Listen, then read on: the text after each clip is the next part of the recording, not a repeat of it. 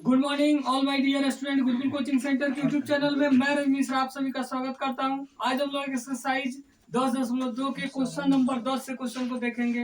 अगर आप चैनल पे नए हैं तो चैनल को सब्सक्राइब करें, वीडियो को लाइक करें और अपने दोस्तों को शेयर करें। तो चलिए देखते हैं क्वेश्चन नंबर 10 को।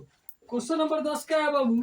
सिद्ध कीजिए कि किसी बाह्य बिंदु से किसी वृत्त पर खींची गई स्पर्श रेखाओं के बीच का कोण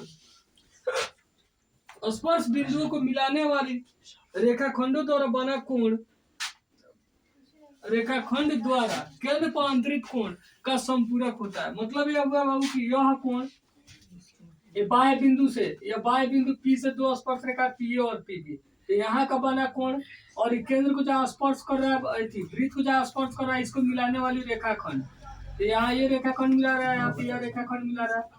यह रेखाखंड यह और यह कोण मिलकर कितना डिग्री कोण बनाता है बाबू? 180 डिग्री संपूरक होता है। मतलब ये दोनों कोण मिलकर कितना डिग्री कोण बनाता है?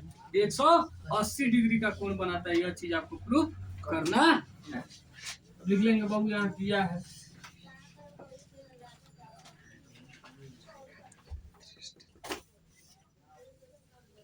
वो केंद्र वाला एक वृत्त है जिस पर बाह्य बिंदु पी से पीए एवं पीबी स्पर्श रेखा है। ठीक है, अब आपको सिद्ध करना है बाबू।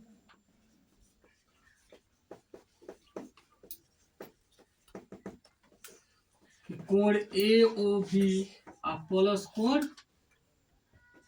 ए पी बी दोनों मिल कितना डिग्री होता है बाबू? 180 डिग्री। एक कोण मिल क्या होता है? अंतरित जो होता है केंद्र पर अंतरित कोण क्या होता है? संपूरक होता है। दोनों मिल कितना होता है? 180 डिग्री होता है। अब यहाँ पे बाबू परमार में हम लोग लिखेंगे, चूंकि ओ ए एवं ओ बी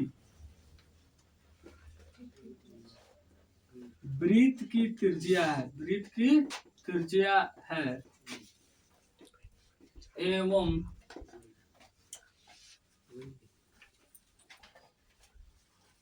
पीए तथा पीबी स्पर्श रेखा है,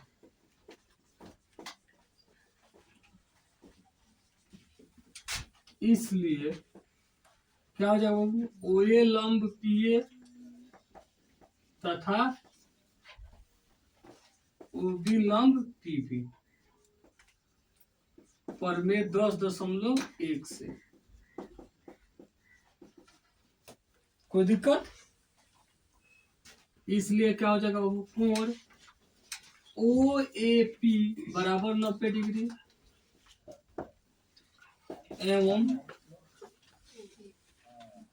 कोण बी ओ बी पी बराबर 90 डिग्री।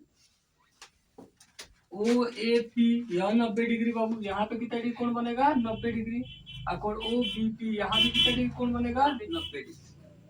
ठीक है, लिखेंगे अब चतुर्भुज ओ ए पी बी में ओ ए पी बी में। ठीक है, क्या हो जाएगा? चारों कोण 1 2 3 और 4 चारों कोण मिलकर कितना डिग्री कोण बनाएगा? 360 डिग्री। चतुर्भुज के चारों कोण मिलकर कितना बनाता है? 360। कोण ओ ए पी प्लस कोण ए पी बी प्लस कोण ओ बी पी प्लस कोण ए ओ बी, तो चारों कोण मिलकर कितना डिग्री कोण बनाएगा बाबू? 360 डिग्री। ठीक है, कोण ए ओ ए पी यह कोण, ए पी बी यानी यह कोण, फिर ओ बी पी यानी यह कोण, फिर ए ओ बी यानी यह कोण। चारों मिलकर 360। अब यहाँ ओ ए पी का मान कितना डिग्री है जी? 90 डिग्री।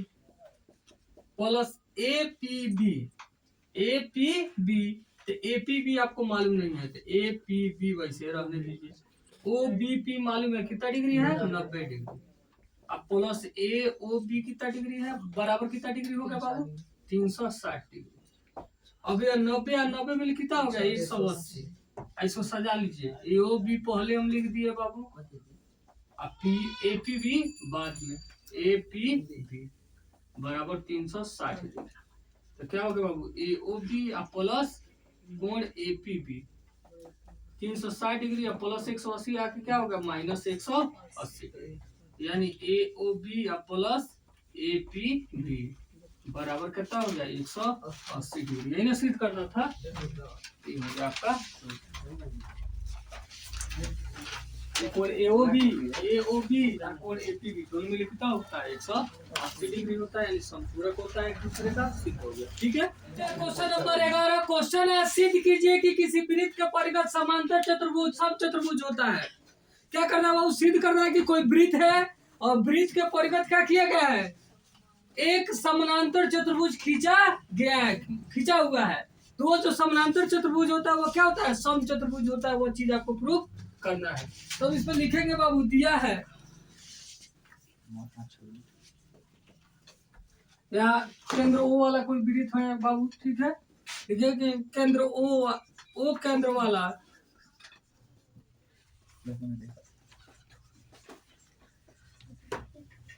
एक वृत्त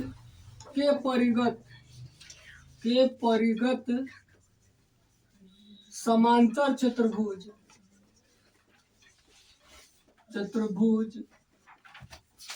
ए बी सी डी है, जो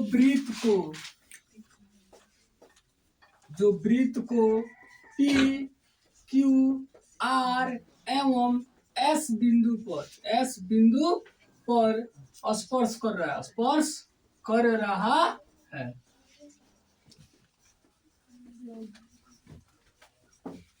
इसलिए इसमें क्या हो जाएगा जी? समानांतर चतुर्भुज है। चाहे इसको जब हम सॉल्व करेंगे उस पर लिख लेंगे। सिद्ध क्या करना है बाबू? सिद्ध करना है। क्या सिद्ध करना है जी? तो सिद्ध करना है कि ए बी सी डी एक सम चतुर्भुज है।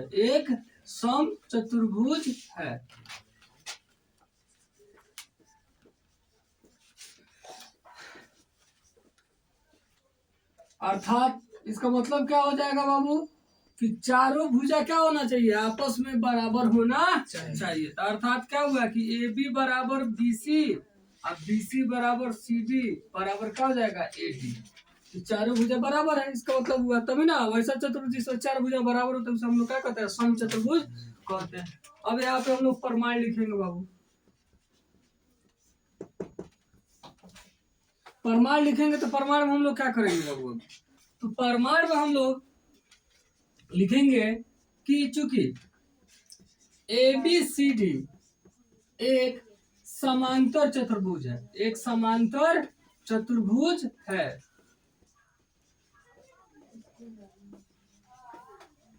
इसलिए समांतर चतुर्भुज है, इसलिए क्या हो जाएगा बाबू? तो समानांतर चतुर्भुज में हम लोग जानते हैं क्या होता है कि आमने सामने की भुजाएं बराबर भी होती है और समानांतर भी होती है ना जी। तो यहाँ क्या होगा? ए बी के बराबर क्या हो जाएगा बाबू? तो सामने कौन भुजा है? C D. ये हो जाएगा समीकरण 1 मान लिया हम। दूसरा क्या हो जाएगा बाबू? ए डी बराबर क्या हो जाएगा? B C. इसको 2 मान लिए। ठीक है, अब इसको यहीं पे रहने देते हैं। अब आगे हम लोग को सम चतुर्भुज सिद्ध करना है।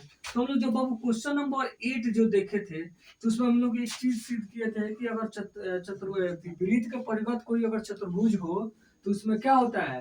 ए बी प्लस क्या जी? सी डी बराबर होता है A D plus B C. अगर इस चीज को हम लोग फिर यहाँ पे बाबू क्या कर ले? सिद्ध कर ले यहाँ तक। तो उसके बाद में क्या करेंगे? चूंकि ये जब बराबर है मान रख देंगे तो उससे हमें क्या प्राप्त हो जाएगा कि ए बी बराबर है ए डी। ठीक है, और उससे हम चारों भुजा को क्या कर सकते हैं, बराबर प्रूफ कर सकते हैं। तो इसके लिए जो चीज हम लोग क्वेश्चन नंबर 8 में सिद्ध किए थे, वैसा ही हम लोग क्या करेंगे, बारी बारी बाह्य बिंदु लेकर के इस चीज को क्या करेंगे, पहले वहां तक हम सेम जैसे उस क्वेश्चन में बनाए थे वैसा ही सेम इसको बना करके इतना पहले हम लोग प्रूफ कर देंगे। जब इतना आ जाएगा तो वहां पे इस मान को हम लोग रख देंगे। ठीक है, और रख करके आगे सोल्व करेंगे तो हमें उससे चारों भुजा बराबर प्राप्त हो जाएगा। ठीक है, तो वही हम काम करते हैं। तो यहाँ पे लिखेंगे चूंकि ए बाह्य बिंदु से, बाह्य बिंदु ए से, बाह्य बिंदु ए से दो स्पर्श रेखा,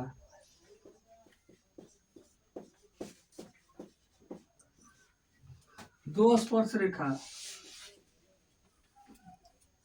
एपी एवं एएस है, एपी एवं एएस है। जी, चाहे बाह्य बिंदु ए से चाहे ए बाह्य बिंदु से, दोनों लिख सकते हैं, उसको कोई दिक्कत नहीं है। बाह्य बिंदु ए से दो स्पर्श रेखा क्या है बाबू, ए से एक एपी है और एक एएस है। तो हम लोग क्या लिख लेंगे बाबू, एपी बराबर क्या हो जाएगा, एएस पर में 10.2 से, पर में 10.2 से हम लोग जानते हैं कि बाह्य बिंदु से खींची गई स्पर्श रेखा की लंबाई क्या होता है, आपस में बराबर होता है।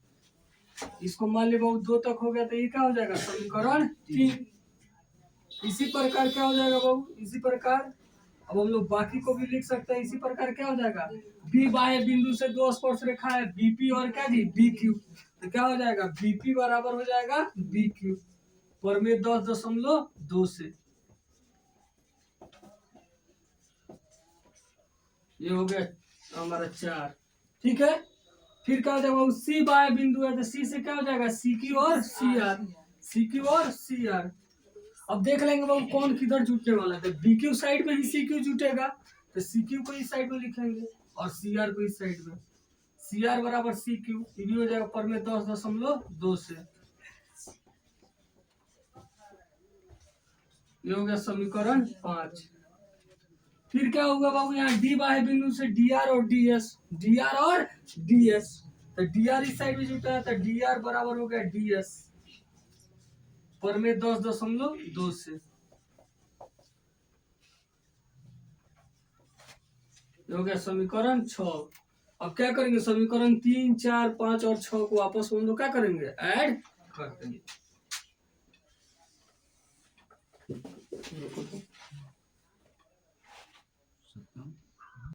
अब क्या करेंगे बाबू, ये चार समीकरण को हम लोग क्या करेंगे, जोड़ लेंगे। समीकरण 3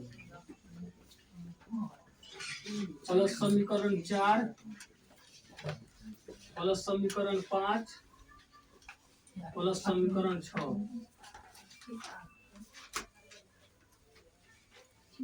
तो बाबू जब चारों को जोड़ेंगे तो क्या करते हैं, एलएचएस को एक साइड, आरएचएस को एक साइड, यानी एपी प्लस एलएचएस जोड़ रहे हैं, AP plus BP, AP plus BP plus C R plus D R बराबर, अब इस साइड क्या है बाबू, AS plus B Q plus C Q plus D S. ठीक है बाबू, अब इसको जोड़ते हैं, AP plus BP, AP plus BP मिलकर क्या हो जाएगा, A B, C R plus D R, C R plus D R मिलकर क्या हो गया, सी डी। इधर ऐड किए बाबू A S plus D S, A S plus D S मिलकर क्या हो गया, ए डी। अब B Q plus B C थी सी क्यू मिलकर क्या हो गया, बी सी। हो गया। अब यहाँ से बाबू क्या करेंगे, समीकरण 1 और 2 से वहां मान को हम लोग रख देंगे। हम चाहे तो ए बी की जगह पे सी डी लिख सकते हैं, चाहे सी डी की जगह पे ए बी लिख सकते हैं, लिख सकते हैं ना। ए बी अब प्लस सी डी की जगह पे भी हम लोग क्या लिख लिए, ए बी ही लिख लिए। यहाँ भी देख रहा है बाबू कि ए डी और बी सी बराबर है, तो ए डी की जगह पे बी सी या बी सी की जगह पे ए डी कोई लिख सकता है। तो मान लो ए डी हम रहने दिया, बी सी की जगह पे भी हम लोग क्या लिख लिए, ए डी।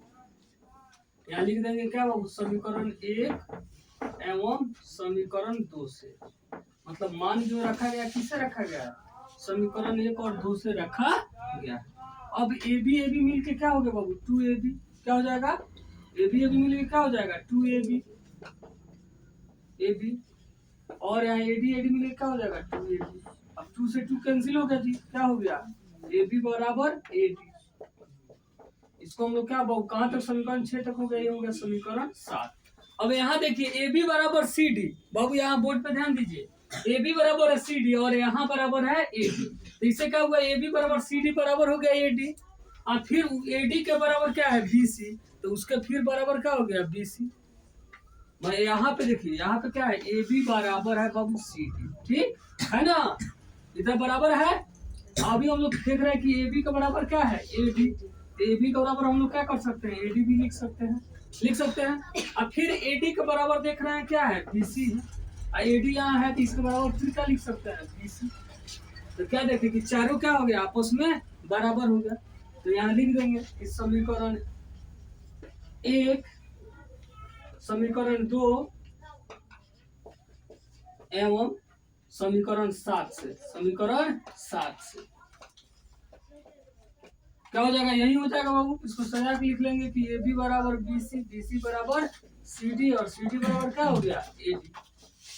चारों क्या हो गया भुजा आपस में बराबर हो गया, लिख देंगे इसलिए ABCD एक समचतुर्भुज है, ABCD एक समचतुर्भुज है। ये क्या हो गया बाबू आपका प्रूव्ड हो गया। क्योंकि जिस त्रिभुज की चारों भुजा बराबर होती है वो चतुर्भुज क्या होता है समचतुर्भुज होता है, ठीक है।